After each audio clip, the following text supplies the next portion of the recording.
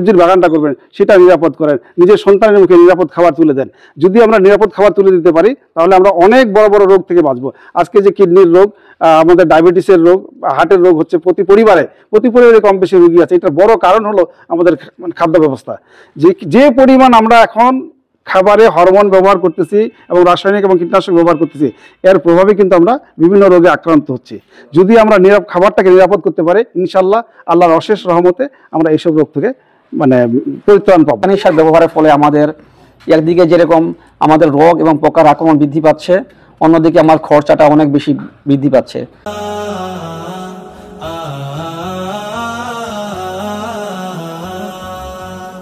আমরা ঠাকুরগাঁও জেলার পীরগঞ্জ উপজেলার 10 নং জাবরহাট ইউনিয়নের চন্দ্রা ব্লকে চন্দ্রা নামক গ্রামে আসছি। এখানে আমাদের এক সম্মানিত কৃষক ভাই, উনি এখানে অর্গানিক পদ্ধতিতে বিভিন্ন ধরনের সার তৈরি করতেছেন, জৈব সার। তার মধ্যে একটা অণুজীব সার আছে, যে অণুজীব সারটা আমাদের জমির জন্য খুবই ভালো মানের একটা সার উনি তৈরি করতেছেন।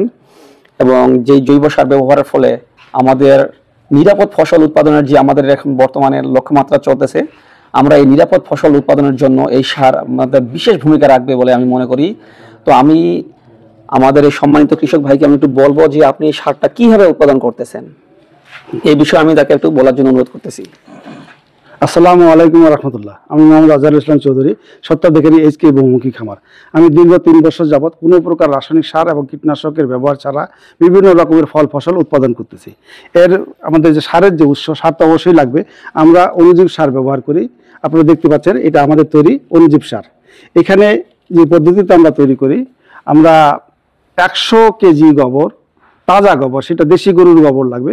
আমরা জানি যে দেশি গরুর গোবরে অণুজীবের সংখ্যা অনেক বেশি করি।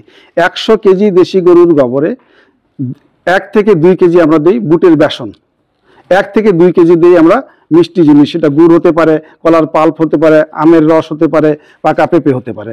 এটার কারণটা হলো এই যে অণুজীবগুলি আছে সেইগুলিকে আমরা খাদ্য হিসেবে এটা দিই। আর এখানে আমরা নিরাপদ মাটি দিই, যেই মাটিতে কখনোই কোনো প্রকার রাসায়নিক সারের ব্যবহার হয় নাই। এরকম 1 মুষ্টি থেকে 1 কেজি মাটি মিশ্রণ করি। এটা মিশ্রণ করার পরে এটা আমরা গরমের দিনে 48 ঘন্টা, শীতের দিনে 72 ঘন্টা পর্যন্ত ফার্মেন্টিং করি। আমরা জানি প্রতি আধা ঘন্টায় অণুজীবের সংখ্যা দ্বিগুণ হয়। তাহলে এই যে 48 ঘন্টায় এটা কিন্তু অনেক পরিমাণ অণুজীব হয়। আমাদের জমিতে 5% জৈব পদার্থ থাকার দরকার। সরকারি হিসাব অনুযায়ীও 1-এর নিচে নামে গেছে। যদি এটা আমাদের 0-তে চলে যায়, আমরা হয়তো টনকে টন সার দিতে পারবো, রাসায়নিক সার, কিন্তু আমাদের কোনো ফসল উৎপাদন হবে না। এখনই কিন্তু আমাদের ঘুরে দাঁড়াবার সময়, 0-তে যাবার আগেই আমরা যেন 5% জৈব পদার্থে আসতে পারি, এই উদ্দেশ্যে আমরা কাজ করতেছি। এই উদ্দেশ্যে আমার অণুজীব সারটা এবং অন্য যে জৈব সার আছে সেসব জৈব সার ব্যবহার করলে কিন্তু রাসায়নিক সারের প্রয়োজন হয়। আর আমাদের সার ব্যবহার করলে কোনো প্রকার রাসায়নিক সারের প্রয়োজন হবে না। কারণ রাসায়নিক সার যদি আমি ব্যবহার করি তাহলে আমার এখানে জীবন্ত যে অণুজীবগুলি আছে সেই অণুজীব মারা যাবে। অণুজীব মারা গেলে কিন্তু আমার কার্যকারী ক্ষমতা কমে যাবে। আর এই এলাকার যারা কাছাকাছি, বিশেষ করে রংপুর ডিভিশনের যারা, তাদের প্রতি আমার আহ্বান থাকবে, আপনারা আসেন, আমার খামার পরিদর্শন করেন। আমরা কিভাবে সার তৈরি করতেছি, কিভাবে প্রয়োগ করতেছি, আমাদের কি কি ফল ফসল হচ্ছে, কেমন হচ্ছে, আপনারা নিজ চোখে দেখেন। দেখার পরে নিজেদের অন্তত পুষ্টি বাগান, যেটা আমি মাঠের কৃষি যদি নাও পারেন, অন্তত নিজেদের যে পুষ্টি বাগান আছে, যে সবজির বাগানটা করবেন সেটা নিরাপদ করেন, নিজের সন্তানের মুখে নিরাপদ খাবার তুলে দেন। যদি আমরা নিরাপদ খাবার তুলে দিতে পারি তাহলে আমরা অনেক বড় বড় রোগ থেকে বাঁচবো। আজকে যে কিডনির রোগ, আমাদের ডায়াবেটিসের রোগ, হার্টের রোগ হচ্ছে প্রতি পরিবারে কম বেশি রোগী আছে। এটার বড় কারণ হলো আমাদের খাদ্য ব্যবস্থা। যে পরিমাণ আমরা এখন খাবারে হরমোন ব্যবহার করতেছি এবং রাসায়নিক এবং কীটনাশক ব্যবহার করতেছি, এর প্রভাবে কিন্তু আমরা বিভিন্ন রোগে আক্রান্ত হচ্ছি। যদি আমরা খাবারটাকে নিরাপদ করতে পারি, ইনশাল্লাহ আল্লাহর অশেষ রহমতে আমরা এইসব রোগ থেকে পরিত্রাণ পাবো। একটু তৈরি প্রক্রিয়াটা কি কি জিনিস আবারও বলে দেই। আমরা 100 কেজি কাঁচা গোবর বলে আমরা 5 দিনের ভিতরে, 5 দিনের গোবরের সঙ্গে আপনার 1 থেকে 2 কেজি ছোলা বুটের বেসন লাগবে, 1 থেকে 2 কেজি গুড় হতে পারে, সেটা পাকা কলা হতে পারে, পাকা পেঁপে হতে পারে, মিষ্টি জিনিস দিতে হবে। আর আমরা 1 মুষ্টি থেকে 1 কেজি নিরাপদ মাটি, যেই মাটিতে কখনোই কোনো প্রকার রাসায়নিক সারের ব্যবহার হয়নি। যদি গোবরটা একটু শুকনা হয়ে যায় তাহলে আমরা গোমূত্র, এই যে আপনারা এখানে দেখতে পাচ্ছেন, এখানে আমাদের গোমূত্র আছে, এই গোমূত্র আমরা একটু মিক্স করব। মিক্স করে 48 ঘন্টা আমরা 1 ফুট উঁচা করে রেখে দেব গরমের দিনে। আর এখন যেহেতু একটু তাপমাত্রা কমে গেছে, এখন আমরা এটা হয়তো 72 ঘন্টা পর্যন্ত রেখে দিলাম। রেখে দিয়ে একটু ঝরঝরা হলে আমি জমিতে ইউজ করতে পারবো। যদি সংরক্ষণ করতে চাই তাহলে আমাকে শুকাই নিতে হবে, যেন ময়েশ্চার কমে আসে। তাহলে আমরা এটা 6 মাস থেকে 1 বছর পর্যন্ত আমরা সংরক্ষণ করে ব্যবহার করতে পারবো। আর ব্যবহারের মাত্রা শতাংশে 4 কেজি হলে হয়, কিন্তু প্রথম যে জমিতে ফসল করবেন প্রথমবার কিন্তু একটু বেশি ব্যবহার করতে হবে, যেহেতু এটা রাসায়নিকে ব্যবহার করে করে ওখানে অনুযোগ কমে গেছে, প্রথমবার একটু বেশি ব্যবহার করতে হবে। আমরা 8 কেজি 10 কেজি পর্যন্ত ব্যবহার প্রথম ফসলে করি, পরে হ্যাঁ শতকে, পরে কিন্তু এটা কমে যাবে, পরের ফসলেই কমে যাবে, পরে 6 মাসে তখন কিন্তু কমে যাবে, এটা আস্তে আস্তে করে 2 কেজিতে চলে আসবে। ভালো লাগলো শুনে। আসলে আমাদের যে মাটির যে গুণাগুণ, আমাদের মাটির গুণাগুণ প্রতিনিয়ত কমে যাচ্ছে, এবং এই মাটির গুণাগুণ ধরে রাখার জন্য আমরা না জেনে না বুঝে অসংখ্য রকম আমরা রাসায়নিক সার ব্যবহার করতেছি। কিন্তু আমাদের এই রাসায়নিক সার ব্যবহারের ফলে আমাদের একদিকে যেরকম আমাদের রোগ এবং পোকার আক্রমণ বৃদ্ধি পাচ্ছে, অন্যদিকে আমার খরচাটা অনেক বেশি বৃদ্ধি পাচ্ছে, এবং আমি সেই সাথে আমার যে ফসল পাচ্ছি সেই ফসল কিন্তু আমার হচ্ছে কি বলে আমার শরীরের জন্য ততটা উপকারী না। সেই ক্ষেত্রে আমার সবথেকে বড় আমাদের যেটা করার দরকার সেটা হচ্ছে আমরা যে সবজি চাষ করি, বিশেষ করে এই সবজির বাগানে আমরা যদি এই ধরনের সার ব্যবহার করে আমরা যদি সবজিটা উৎপাদন করতে পারি, তাহলে এটা আমাদের স্বাস্থ্যের জন্য যেরকম নিরাপদ হবে, সেই সাথে হচ্ছে আমাদের খরচাটা কমে আসবে, আমাদের ফসলের গুণগত মান বাড়বে, বিষ মুক্ত হবে। এছাড়াও আমাদের ফসল কিন্তু কি বলে যারা আমরা নিজেরা খাই এটাতে লাভবান হব, এবং যারা অন্যদের কাছে যখন আমরা এটা বিক্রি করব তারাও কিন্তু একটা নিরাপদ ফসল পাবে, এবং নিরাপদ ফসল কিন্তু আমাদের প্রত্যেকের জন্যই দরকার।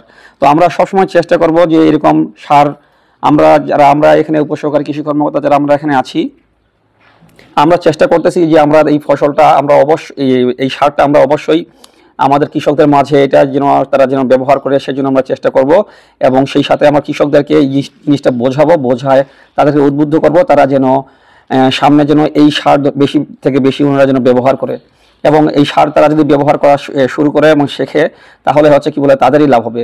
তো ধন্যবাদ, আমি আমাদের সম্মানিত ভাইকে অসংখ্য ধন্যবাদ জানাচ্ছি। এ পর্যায়ে আমি একটু আমাদের বিভিন্ন প্রকার যে বিভিন্ন রোগ পোকামাকড় দমন করার জন্য উনি হচ্ছে এখানে বিভিন্ন প্রকার গাছ পাতা দিয়ে উনি কিন্তু এক ধরনের কীটনাশক তৈরি করতেছেন, জৈব বালাইনাশক। উনি কিন্তু এক ধরনের জৈব বালাইনাশক তৈরি করতেছেন, যে জৈব বালাইনাশকটা হচ্ছে আমাদের সহজেই উনি তৈরি করতেছেন, যেটা আমরা হয়তো অনেকেই জানি না।